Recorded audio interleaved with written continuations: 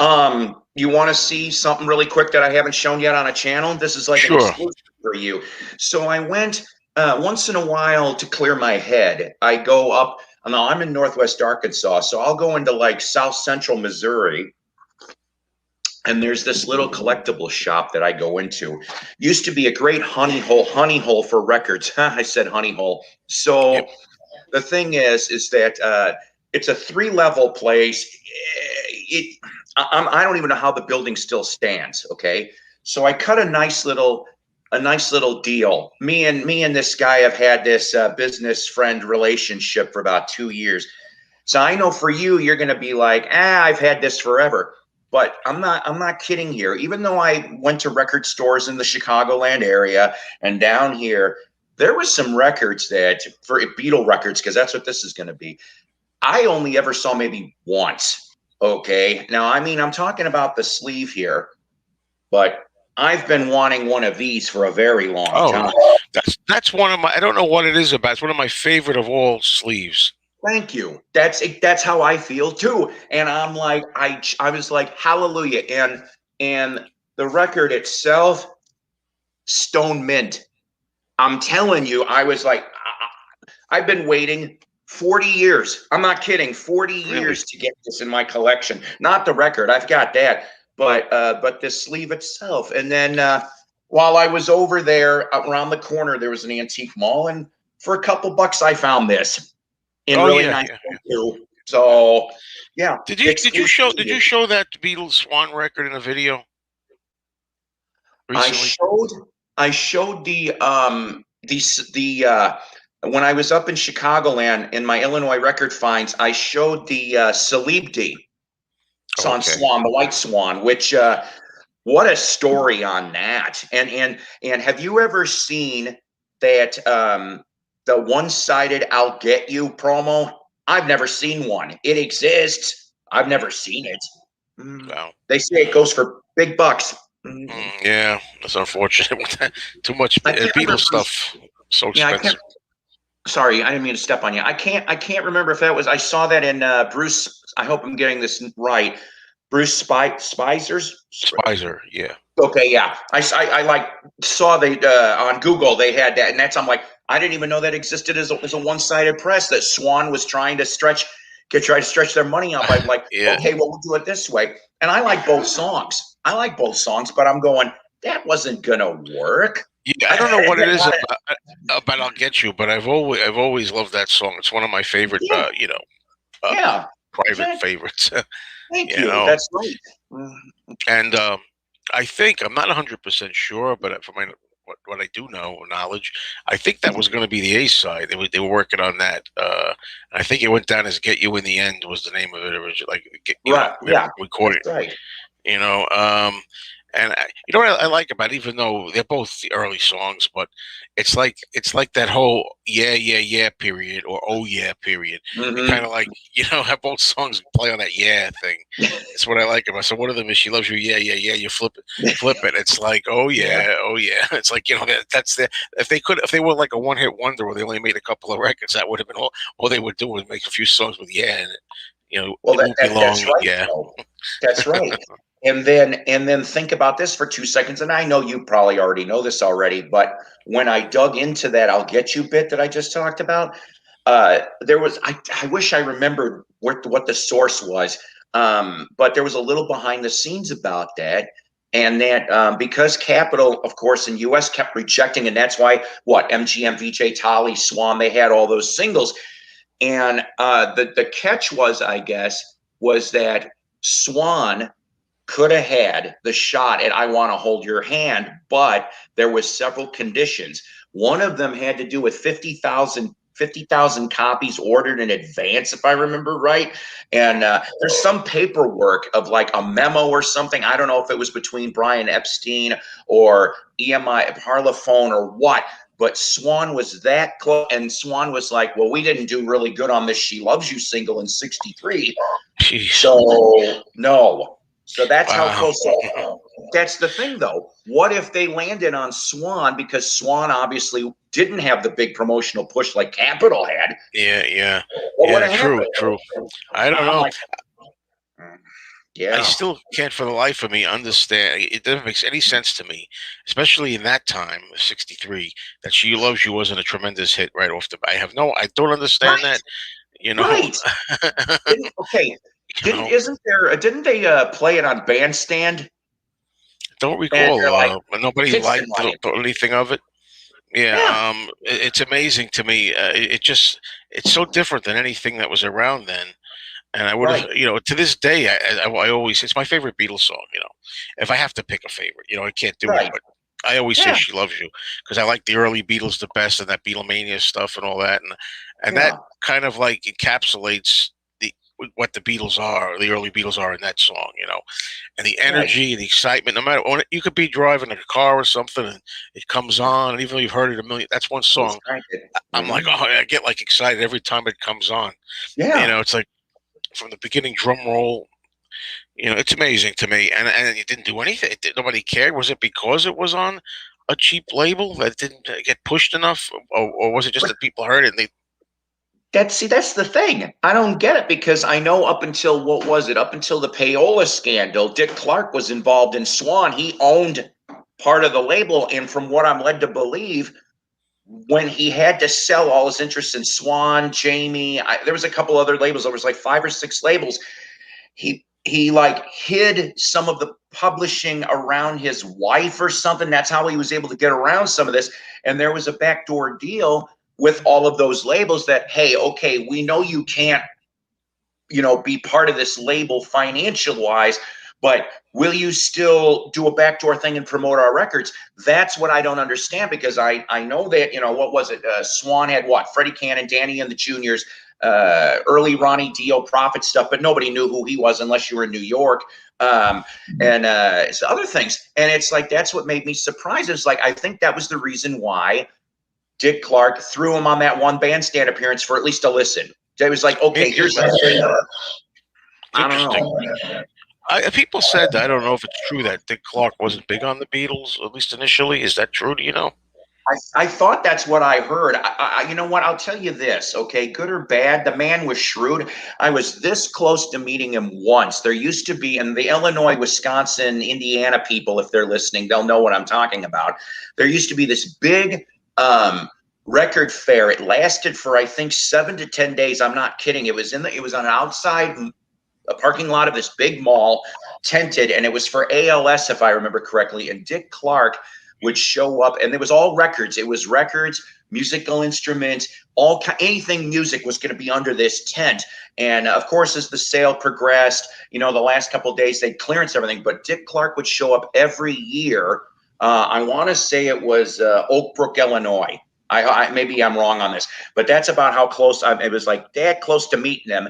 And unfortunately, his appearance for that year got cut short. He had to leave after an hour. So I'm like, damn it. But I mean, if it wasn't for him, like, okay, I don't. It's none of my business to know how old you are, but I'll tell you that I'm 53, going on 54.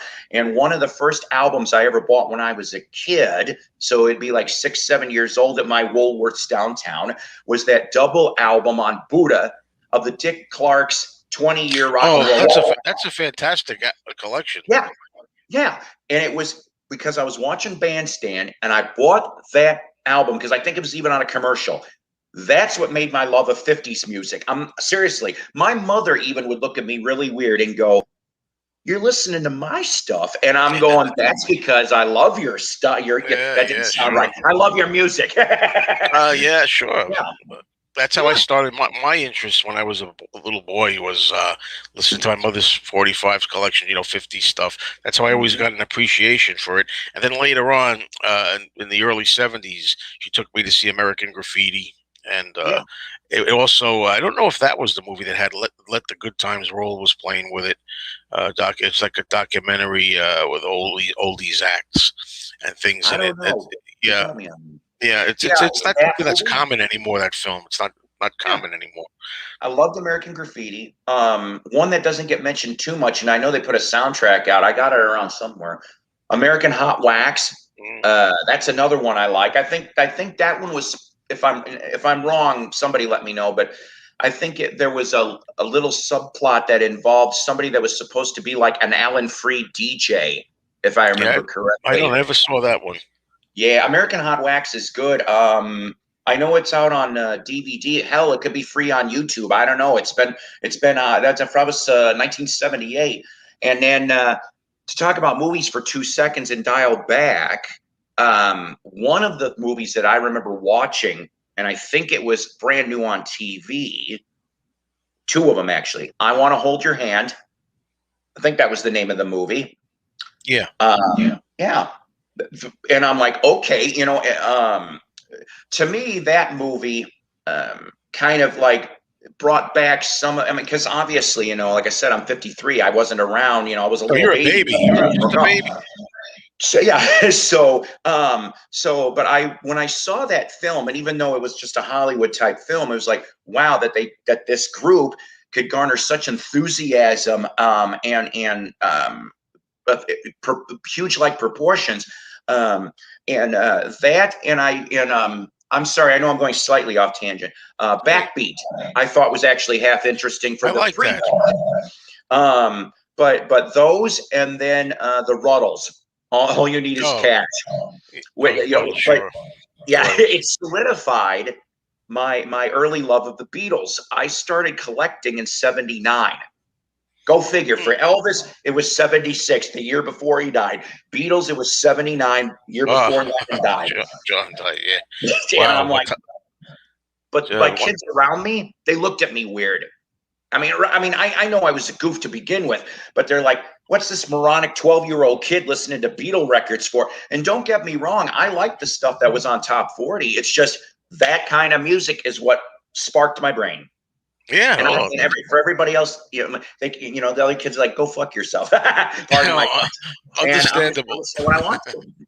Yep. We just see what moment that is in the chat. That word. I can't find it. No, because that's what we're talking. I'm toying with the idea of a new series, like maybe just like clipping out just this segment of us and putting it up as a video, possibly. If you wanted to, Yeah, it's But I'm thinking about it because I'm still trying to figure out what to do with the StreamYard thing that I have here, and I want to do shows and stuff and discussions with people. And sometimes most of this is just hanging around, like anybody comes on and we just right. BS. But when you get a good discussion going on, like this, I say that in itself is like a nice video, you know, discussion. Um, Yeah, so what can I say? One thing I want to say about the '50s music again with my mom was, she had a record club that she belonged to, and she in the early '70s she got this set. Maybe you've seen it. It's by Dynamic House. I know is the name of it. I heard of don't. it. I wish I could grab it now. It's a box. Hmm. It was like a K-Tel type of thing, or Ronco, but it was called Dynamic House, and it Yeah, had. I mean, it seemed like at the time almost every '50s classic you can imagine on it, like a multi-record set. Some people they will know yeah. what it is, I think and it's I like a forget. 3 or 4 LP box set or something, right? Yeah, yeah. It's got a pinkish cover. There's a pink background, and it's got. Oh, he might have it. He's gonna get it. He's gonna get it, folks. Uh, so that solidified my love of that music, that collection. No, I just needed more coffee. Oh, I thought you were gonna get it. No, Oh I don't. man, No, listen. I know everybody think when I moved, I sold a bunch of stuff, Joe. I had to just for space and for money. I needed. yeah, Well, yeah. everybody needs money, and everybody needs to clear things out for space. Yeah, that dynamic house thing. I know what you're talking about. Adam 8, the one where, of course, they had the Lennon album. They used to do those. The other one that turned me on to '50s music, other than that Dick Clark one. Do you remember I cannot remember what it's called, but it was a Ronco record and it showed a picture of a very cool, the colored Wurlitzer jukebox. And it Oh, was 20 hits. I I bought don't. that too. That I was a don't know 50s what thing that is. too. I mean, there's so much great music out there, and I hate that a lot of it. It seems to me, anyway, is dead or really dying. A lot, all that kind of stuff. I don't hear it as much on the radio, certainly, even on the oldies station. Instead of playing a lot of '50s, they seem to play. They start even the '70s now. They're starting a lot with, well, you know. I may I gotta go in about 10-15 minutes here, but I'm gonna throw a story that no one here on the VC knows. But I can't mention names to protect the guilty. No, I'm just, but what you just exactly talked about. Okay. Now, this is no secret in here that I used to be a radio DJ on and off for 7 years. Okay. Me and a certain associate that used to do videos in the VC, this close, this close, Joe, to getting a weekly show Yeah. for 2021. And it was going to Well, be 50s, 60s, 70s, but it was going to be stuff. Sure, we'd throw in the ringers. That's what Ronnie Dark calls a ringer is a hit. Okay, so we were going to throw a few ringers, but most of it was going to be unknown groups, B-sides, like you were talking B-sides earlier. We were just going to throw things out and try to make it fun. We had bits recorded and everything. I don't know, maybe someday, but I'm not going to hold my breath. I'm going to say the reason why it didn't happen, it had to do with radio station politics, is all I'm oh, going to say. It was a small LP FM station in Illinois. uh, So maybe no, someday, I don't know. there's still a hope, huh? Maybe Yeah, glimmer of but it's hope. not going to be with them. I've got one more. I got one more in my Felix the Cat bag of tricks, and Yeah. if it works, great. If not, then I guess that was it uh, um, for me. Now I know somebody asked, and I can't remember if it was in your stream the other day or it was when I was on Richard's stream. Somebody asked me. Oh, yeah, see, Mark P. As I'm talking about too. Why do I call myself Psycho's Platters? Well, back when I started in radio around 2000, and I actually, this is gonna make some people laugh. I was on I think it was a 5,000 watt station in downtown Chicago. Okay, I had to do dance club and house music for 6 months for me to be able to do my summer variety show, which was stuff that you would have actually enjoyed. I played 50s, 60s, 70s, 80s. I would screw people's heads up. For example, I would go from Black Sabbath Sweet Leaf and go right into, without mentioning it, Partridge Families. Yeah. I would do that kind of stuff. I'd have people call me and go, am I listening? Yeah, you are.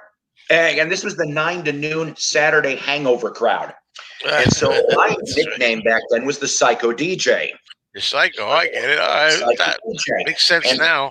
for 21 years, I have been known, at least on, my if anybody's bored, psycho underscore DJ at yahoo.com to give me your hate mail or love mail. Anyways, so that was for 21 years, I've had that name and that address. And Psycho's Platters came to me when I started YouTube 10 years ago. And I was like, okay, fine, we'll do it this way. And like you, Joe, we're out to entertain and educate and have some fun when we can. I'm telling you, I love those record store videos. And I do want to do a visit to New York. That ain't probably going to be this year due to my funds, but I'm shooting for next year. Maybe some of the nonsense in the world will calm down a little bit. Oh, I hope so. I Um, do it fast because I'm going to be getting out of here in a couple of years. I don't know. yeah. I don't know when exact 2-3 years Can I would be. can I ask you a slightly personal question without you having to give me too much information, Let's see obviously, if I'll because we're answer in public. it. Go ahead. My other friends that are out there in New York are in the Syracuse area. Are you near Syracuse? I don't even know where Syracuse is exactly. I think You it's know, central New York. um, I'm not sure. I don't think close to that, but I could be wrong. I guess No, worst comes to worst, my I could. geography, even in New York, is not my best subject. Believe Oh, me. okay. Well, I'll Anybody just. else? I can't read a map, a U.S. map. I don't even know where. I Oh, do not stop. know where things are. I don't know. I Um, don't. It's true. then worst comes to worst, I'll look up Infinity Records and Joe Bazooka Joe's website, and then I can figure out. Okay, well, because I want to go see the store. I want to see you. I want to see the Yeah, store. I want to see Ed from King's Court or whoever else is around. and it's a Anthony, bit of a the drive mysterious Anthony. to get to Infinity is a bit of a drive too for me. But Eh, you know. It is what it is, and it's worth it. I That's don't. The right. thing is, it's funny. I just happened. I'm on vacation now for only a few more days, and I did happen to Enjoy go it. there yesterday Yeah. and get some footage. But it's like I have a bunch. I have enough footage right now for another record store video. But um, it's getting like I'm finding that there's not much stuff to do anymore because it's just basically Bazooka Joe eating stuff, and Don doing his. I got some How good does Don he do? stuff yesterday. You know what? I got to tell you the truth about those guys. Bazooka Joe must be like, I call it the Norton syndrome. He can eat and not gain a pound. I'm like, if I tried to eat all that stuff, I'm already fat. I'm 320. I shouldn't even be Exactly. fat. It's one of those annoying people. We're in the same boat with that, I guess. It's annoying as hell. I'm envious about that, but it's true. And then once in a while, I love when these people say, "Oh, I'm gaining weight." I'm like, "What are you talking? When you're in your earlobe? Where were you gaining weight? In your nose? I Oh, mean, come on." But seriously, yeah, he can just he's one of those guys just like no good analogy. I know exactly what you mean because I know that the honeymoon is forwards and backwards. yeah. I'm also trying to do a honeymoon is, by the way, if somebody, I want to find subjects because I have a movie and TV channel also, and I, and, I, Norton. when I find people who really know the honeymooners, I want to do like a panel with that too. I don't know how well you know them, but eh, anybody who You got knows to out answer there, this ball, Norton. Hello, ball. Fucking get in touch with me. Balloon. Anybody, let me know if you're a real honeymooners person. You can recite lines and you know the show well. I'm not You that know, great, but I love them. I love them. I yeah. saw them in the '70s when I was a kid. Oh, I and they're did. still on. They're still on. So it's Yeah. great. What do I Um. think of Google Maps? Yeah, I use Google Maps. Oh, it's not ours, blood vessel. Come on. I wouldn't. That's silly. Joe, I appreciate, and I mean it, your time and patience with me to be a morning guest. This is I got to get ready fantastic. for work. Somebody else's turn to come on here with you now. It's And thank perfect. you. I mean it, It can seriously, thank you. And it have can a be. great Yes. day, Joe, and everybody out there, all right? Thank you, Paul. Yep. Psychos Platters. Subscribe. I definitely. Thank you so much. Subscribe to that. Well, you're already subscribing if you're not watching the channel already, seeing the stream. I'm I, tired. I need more coffee. I was going to say All right. easy on that. One thing before we go, easy on that coffee, and also, even though the Care Bears might not be there, even more of a main staple of your channel, your style, is the constant sips of coffee. So Yeah. that little things like that, people appreciate. Believe it or not, they do. That. Little secret. In the nighttime version, I do drink decaf. That's the secret for sometimes. Oh, okay, cheater. All right. Okay, All right. I love you see you. guys. Take Take care. care now. That was nice.